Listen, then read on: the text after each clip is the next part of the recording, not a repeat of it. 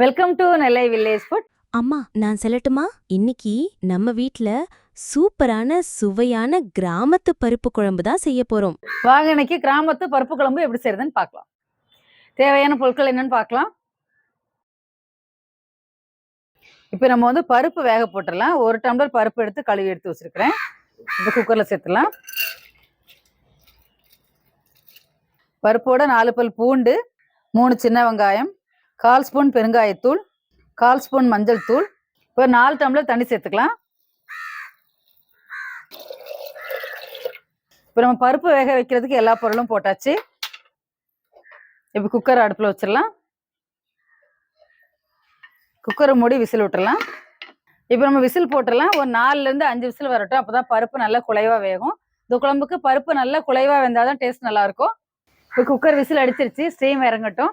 அதுக்குள்ளே நம்ம மசாலா அரைச்சி எடுத்துகிட்டு வந்துடலாம். அதுக்கு தேவையான பொருட்கள் என்னன்னு பார்க்கலாம். 4 ஸ்பூன் தேங்காய் துருவல், 8 சின்ன வெங்காயம், 2 காஞ்ச மிளகாய், 1 பல் பூண்டு, 1 ஸ்பூன் சீரகம்.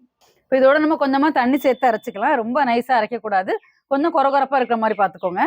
இப்போ மசாலா விழுத அரைச்சி எடுத்துகிட்டு வந்தாச்சு. இப்போ ஸ்டீம் இறங்கிச்சு, திறந்து பார்க்கலாம்.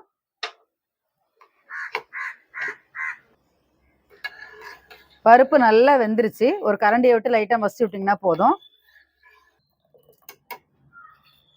இப்போ அடுப்பு ஆன் பண்ணிக்கலாம்.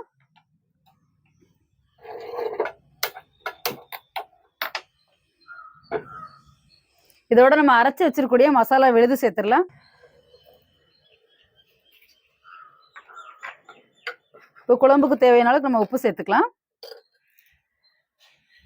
சின்ன ஸ்பூனுக்கு 1.5 ஸ்பூன் உப்பு போடுறேன். இந்த குழம்பு ரொம்ப கெட்டியாக இருக்கக்கூடாது, கொஞ்சம் தண்ணியாக இருந்தால் தான் நல்லாயிருக்கும். தண்ணி பத்தலை அப்படின்னா கொஞ்சம் தண்ணி ஆட் பண்ணிக்கோங்க. குழம்பு நல்லா கொதிக்கட்டும். கொதிச்சு தேங்காயோட பச்சை வாசனை எல்லாமே நல்லா போகட்டும். குழம்பு நல்லா கொதிக்க ஆரம்பிச்சிருச்சு, பச்சை வாசனையும் நல்லா போயிடுச்சு. இப்போ நம்ம குழம்பு ஒரு பாத்திரத்துக்கு மாற்றிட்டு லாஸ்ட்டில் தாளித்து ஊற்றிடலாம். இந்த அளவு தண்ணியாக இருக்கிற மாதிரி பார்த்துக்கோங்க, ஏன்னா ஆறுச்சுன்னா இன்னும் கூட கொஞ்சம் கெட்டி ஆகிடும். இப்போ நம்ம தாளித்து ஊற்றிடலாம். தாளிக்கிற கரண்டி எடுத்து வச்சுருக்கிறேன். இந்த குழம்பு தேங்காய் எண்ணெயில் தாளிச்சிங்கன்னா தான் நல்லா வாசமாகவும் இருக்கும், டேஸ்ட்டாகவும் இருக்கும். 2 ஸ்பூன் தேங்காய் எண்ணெய். எண்ணெய் நல்லா சூடாகட்டும். இந்த பருப்பு குழம்புக்கு நீங்கள் சின்ன வெங்காயம், காஞ்ச மிளகாய், கருவேப்பிலாம் போட்டு தாளித்து ஊற்றிங்கன்னா நல்லா வாசமாக இருக்கும் குழம்பு.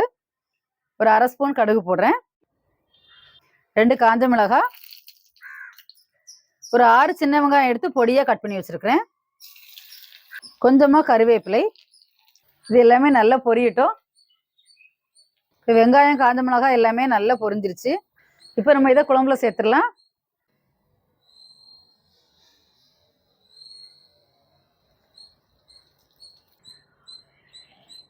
எல்லாம் சேர்த்து நல்லா கலந்து விட்டுடலாம். நல்லா வாசமான சூப்பரான பருப்பு குழம்பு உங்களுக்கு ரெடி ஆயிரும்.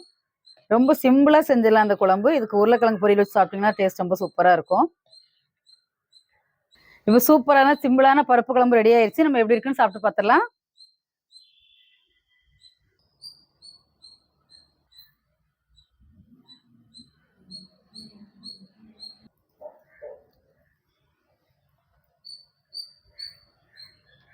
டேஸ்ட் அட்டகாசமாக இருக்குது, ரொம்ப சூப்பராக இருக்குது டேஸ்ட்டு.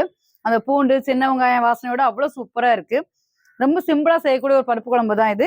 நீங்கள் வீட்டில் ட்ரை பண்ணி பாருங்கள், இது உங்களுக்கு ரொம்ப பிடிக்கும். உங்களுக்கு இந்த வீடியோ பிடிச்சிருந்ததுன்னா லைக் பண்ணுங்கள், ஷேர் பண்ணுங்கள், சப்ஸ்கிரைப் பண்ணுங்கள்.